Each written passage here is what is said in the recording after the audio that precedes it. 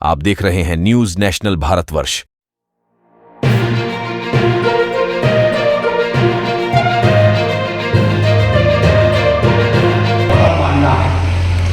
अगर उस बच्चे की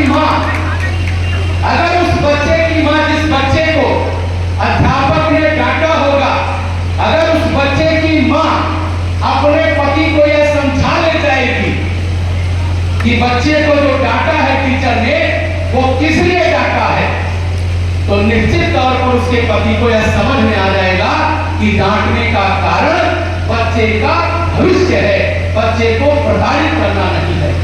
और इसलिए यहां पर मैं देख रहा हूं बहुत बड़ी संख्या में आऊंगा तो मुझे लगता है कि गिनती में यहां पर महिलाओं की संख्या पुरुषों से ज्यादा निकल जाएगी, ऐसी स्थिति में देख रहा हूं।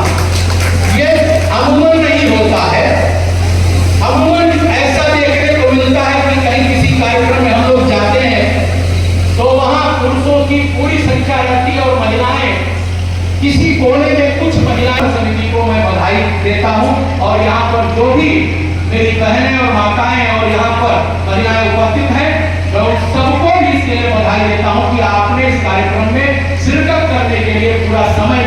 गुरु क्या शिक्षा दे रहा है उसको आत्मसात कर रहे थे। गुरु से बड़ा ज्ञानी कोई नहीं हो सकता है, ये भगवान राम के उस चक्र से हमको सीखना और गुरु के प्रति खुदा की श्रद्धा होनी चाहिए। महाभारत में भी एक प्रसंग है, उस प्रसंग के बाद अपनी बात को समाप्त करना चाहता हूं।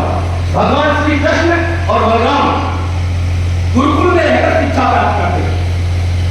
संदीपनी जी के उज्जैन महाकाल के आश्रम के पास में वही ऋषि संदीपनी का आश्रम था और वो शिक्षा प्राप्त करते थे।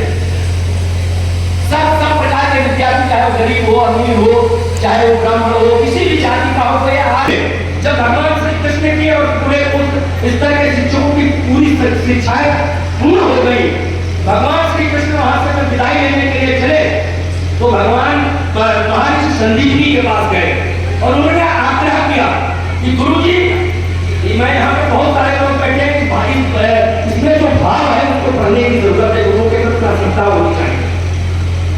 ताकि गुरुजी मेरी शिक्षा पूर्ण हो गई है, पूरा किशोरावस्था में आपके साथ रहा हूं, आपका आशीर्वाद मिला है, अब मैं चाहता हूं कि मुझे गुरुदक्षिणा के रूप में आप बताइए कि मुझे गुरुदक्षिणा क्या देना है।